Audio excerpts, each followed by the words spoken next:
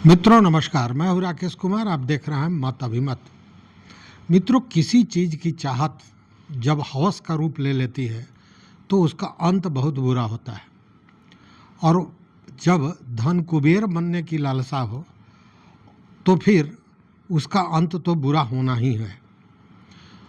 और वह भी तब जब धन कुबेर बनने की लालसा में नैतिक और अनैतिक कार्यों का परिभाषा आदमी भूल जाए। कुछ ऐसा ही हुआ बेतिया के जिला शिक्षा पदाधिकारी रजनीकांत प्रवीण के साथ। कल रजनीकांत प्रवीण के ठिकानों पर आर्थिक अपराध इकाई और निगरानी के द्वारा छापेमारी की गई। यह छापेमारी बेतिया, समस्तीपुर, मधुबनी और दरभंगा सहित 7 जगहों पर की गई। करोड़ों के संपत्ति का खुलासा हुआ। पैसा इतना कि नोट गिनने वाली मशीन को लाना पड़ा। बिछावन नोट का बिछावन बनाकर सो रहे थे जिला शिक्षा पदाधिकारी। और इतना ही नहीं, ये भ्रष्टाचार से जो पैसा कमाया गया था उसका असर उनके परिवार तक था। उनकी पत्नी जो कभी संविदा पर शिक्षिका थी, वो एक बड़े स्कूल के निदेशक बन गई। उनकी पत्नी सुषमा कुमारी, वो ओपन माइंड बिरला स्कूल की निदेशिका, मतलब वो फ्रेंचाइजी में स्कूल चला रही दरभंगा में। और इन सारे जगहों पर छापेमारी हुई। करोड़ों की संपत्ति, करोड़ों रुपए, 2 करोड़ के लगभग तो कैश मिले। उसके अलावा भी बहुत से बेनामी संपत्ति की बातें सामने आ रही हैं। ये इतिहास कोई नया नहीं है। शिक्षा विभाग में ऐसा कई बार हुआ है और बार बार, हालांकि मुट्ठी भर ही लोग पकड़े जाते हैं, लेकिन जिन पर भी छापेमारी हुई है उनके यहाँ करोड़ के नीचे का मामला बनता नहीं है। जब भी मिलेगा तो करोड़ से ऊपर, मतलब कि भ्रष्टाचार भी आकंठ डूबा हुआ। लेकिन ये जो रजनीकांत प्रवीण है, इनके मामले में जो शिक्षक नेता और अभी विधान पार्षद बने हैं बंशीधर ब्रजवासी, उन्होंने जो खुलासा किया उसके बाद तो समझिए एक तरह से हड़कंप मच गया। आपको जान के आश्चर्य हो गया कि बंशीधर ब्रजवासी ने जो दावा किया है, वो कहा कि जब उन्होंने इनके भ्रष्टाचार को उजागर करने की कोशिश की तो उनकी हत्या कराने तक की धमकी दी गई थी जिला शिक्षा पदाधिकारी प्रवीण द्वारा, मतलब ये रजनीकांत प्रवीण द्वारा। जब उन्होंने उनके भ्रष्टाचार को उजागर करने के लिए आवाज़ उठाई तब डीईओ द्वारा उनको धमकी दी गई थी। यह बात उन्होंने उजागर किया है।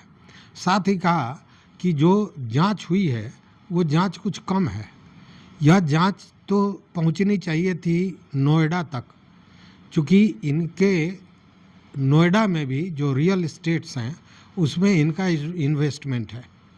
और उन्होंने तो यहाँ तक कहा कि ये कई डीओ का एक सिंडिकेट है, मतलब कई जगह के जिला शिक्षा पदाधिकारियों का सिंडिकेट है जो रियल इस्टेट में अपना पैसा इन्वेस्ट करते हैं, अपना पैसा लगाते हैं।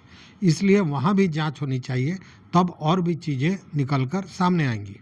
आपको याद होगा उस समय ब्रजवासी ने, जब शिक्षकों का मामला गर्म था, के पाठक उस समय अपर मुख्य सचिव हुआ करते थे, और उस समय जब स्कूलों में फर्नीचर का, समरसेबल और बिल्डिंग बनाने की बातें हो रही थी तो बड़ी तेज़ आवाज़ उठाई थी ब्रजवासी ने, और उन्होंने कहा था कि प्रधानाध्यापकों का फर्जी हस्ताक्षर करके पैसा उठाया जा रहा है और भारी गोलमाल हुआ है। इसको लेकर उन्होंने के पाठक को भी कटघरे में खड़ा किया था। और तब यह बात उन्होंने भी कहा था कि के पाठक भले भ्रष्टाचार में लिप्त हो या ना हो, लेकिन उन्होंने जिस तरह की स्थिति पैदा की है, जो परिस्थिति पैदा की है, उसके कारण ये जितने भी पदाधिकारी हैं वो गंगा में, भ्रष्टाचार के गंगा में डुबकी लगा रहे हैं और पैसों का इजाफा कर रहे हैं। जैसा बंशीधर ब्रजवासी का कहना है कि पश्चिमी चंपारण के जो ये डीओ हैं रजनीकांत प्रवीण, ये 2 करोड़ नहीं, लगभग 70 करोड़ रुपए की उगाही कर चुके हैं अब तक। तो इस तरह की बातें लगातार आ रही हैं। और ब्रजवासी जी ने जो धमकी देने की बात कही, यह आश्चर्यजनक था। हालांकि ब्रजवासी जी ने जो आवाज़ें उठाई थी, उसी को लेकर शिक्षा विभाग ने उनको सस्पेंड भी कर दिया था। उसके बाद वो चुनाव लड़े थे और शिक्षकों का ऐसा समर्थन उन्हें प्राप्त हुआ कि न भूतो न भविष्यति। इसके पहले कोई भी उतने बड़े मत से नहीं जीता था विधान पार्षद में, जो उन्होंने अपने विजय का डंका फहराया।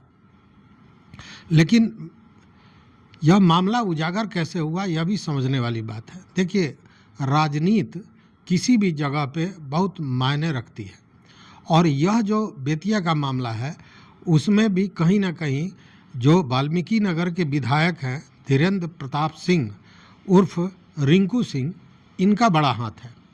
रिंकू सिंह के पास, मतलब जो वाल्मीकि नगर विधायक हैं, उनके पास बार बार डीओ साहब की शिकायत जा रही थी, और इसको लेकर वो आवाज़ उठा रहे थे। विधानसभा से सड़क तक की लड़ाई लड़ने की बात कही थी।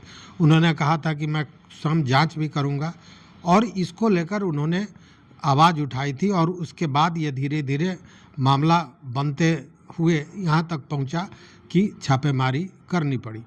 इसको लेकर बंशीधर ब्रजवासी ने नीतीश कुमार को बधाई भी दी है कि इस तरह की कार्रवाई अगर की गई तो ये शिक्षा के क्षेत्र में, शिक्षा के विकास के लिए महत्वपूर्ण है।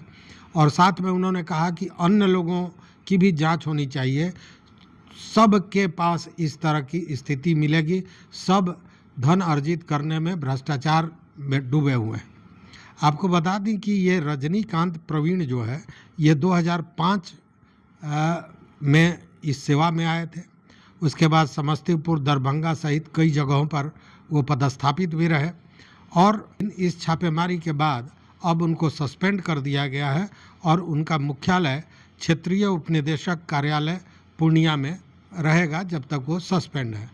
इसके बाद तो और प्रक्रिया है, कानूनी प्रक्रिया है, वो चलेगी, विभागीय जांच भी चलेगा। साथ ही मैंने कहा कि यह इतिहास कोई नई नहीं है, ये बात पुरानी है।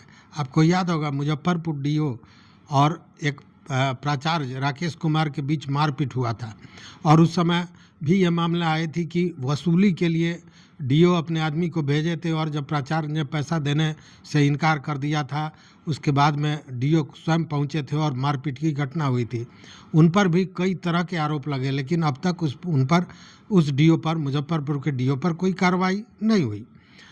उसी तरह आपको हम बता दें कि सीतामढ़ी के पूर्व डीओ संजय प्रसाद देव को भी लेकर 16 मार्च 2023 में निगरानी ने उनको 50,000 रुपया घूस लेते हुए पकड़ा था। उन पर कार्रवाई करते हुए जो जांच हुआ, उसमें दोषी पाया गया, कार्रवाई की गई, और अंत में आजीवन उनके पेंशन पर रोक लगा दिया गया। उस समय वो सस्पेंड थे, बाद में सर्विस में आए, लेकिन अब वो अवकाश प्राप्त हो चुके हैं, लेकिन आजीवन पेंशन पर उनके रोक है। वहीं सिवान के डीओ मिथिलेश कुमार और शिक्षा विभाग की उप निदेशक विभा कुमारी, इनके खिलाफ भी आय से अधिक संपत्ति अर्जित करने का मामला था। लेकिन सच पूछे तो ये जो मामले हैं, ये मुट्ठी भर लोगों के विरुद्ध ही होते हैं, जिनके पीछे कोई पड़ता है, या बहुत सी शिकायतें होती हैं। लेकिन उसमें भी बहुत समझदार लोग भी हैं, समझदार तो नहीं कहेंगे, चतुर चालाक लोग भी हैं। जैसे चंपारण क्षेत्र के ही एक डीओ की बात अगर करें तो उनके खिलाफ भ्रष्टाचार के बड़े मामले आए थे, बहुत सी शिकायतें हुई थी, और उनके भ्रष्टाचार को लेकर तमाम तरह की बातें उठी थी। यही नहीं, मुजफ्फरपुर के शिक्षा उप निदेशक ने उनके विरुद्ध कार्रवाई करने की अनुशंसा भी की थी। लेकिन जैसे ही यह मामला सामने आया कि वो चतुर चालाक जिला शिक्षा पदाधिकारी ने अपना ट्रांसफ़र करा लिया, और विभाग पे जो उनकी पकड़ थी, जो पैसे की ताकत थी, देखिए ऐसे लोग विभाग के लोगों को भी एक तरह से कहें कि बहलाकर, फुसलाकर, पटाकर अपने साथ रखते हैं, क्योंकि कहीं ना कहीं उनको एक सुरक्षा छतरी चाहिए, और इस सुरक्षा छतरी में बहुत बड़े सहायक होते हैं राजनेता भी, बड़े पदाधिकारी, ब्यूरोक्रेट्स भी। तो उनका ट्रांसफ़र हुआ और फिर वो मामला गर्त में चला गया, उसकी कोई तहकीकात नहीं हो सकी। तो कहने का मतलब यह है कि शिक्षा विभाग में यह जो चीज़ें सामने आती हैं और जब आती हैं तो एक बार हंगामा होता है, फिर मामला शांत हो जाता है। तो ऐसा नहीं है, हमाम में सभी नंगे हैं और कमो बेश सभी को पैसे की हवस है, और पैसे की हवस में नैतिकता भूलते जा रहे हैं लोग। इसी में जब कोई मामला उठता है, कुछ लोग पकड़े जाते हैं तो हंगामा होता है, फिर मामला शांत हो जाता है। लेकिन बंशीधर ब्रजवासी ने जो बातें कही थी उस समय कि ये जो के पाठक साहब हैं, इन्होंने लूट मचवा दी है, अपने कमाए न कमाए।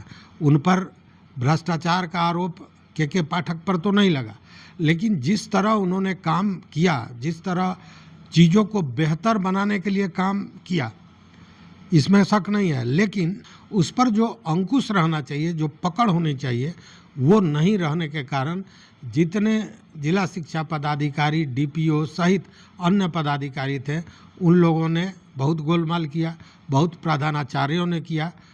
इसको लेकर के पाठक ने उस समय जांच भी करवाई थी। कुछ सप्लायर सहित कुछ पदाधिकारी भी पकड़े गए थे, धरे गए थे, लेकिन उसके बाद उनका ट्रांसफ़र हो गया, वो चले गए राजस्व परिषद के अध्यक्ष सदस्य के रूप में।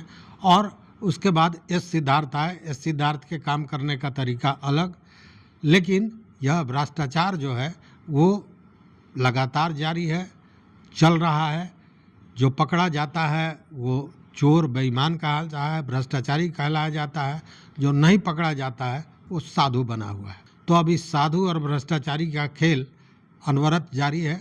देखते हैं आगे किसकी बारी है। देखते रहिए मत अभिमत। मित्रों, चैनल पर नए हो तो सब्सक्राइब कीजिए, लाइक कीजिए, दोस्तों के साथ शेयर कीजिए और अपना विचार जरूर दीजिए। बहुत बहुत धन्यवाद, कोटिशा आभार।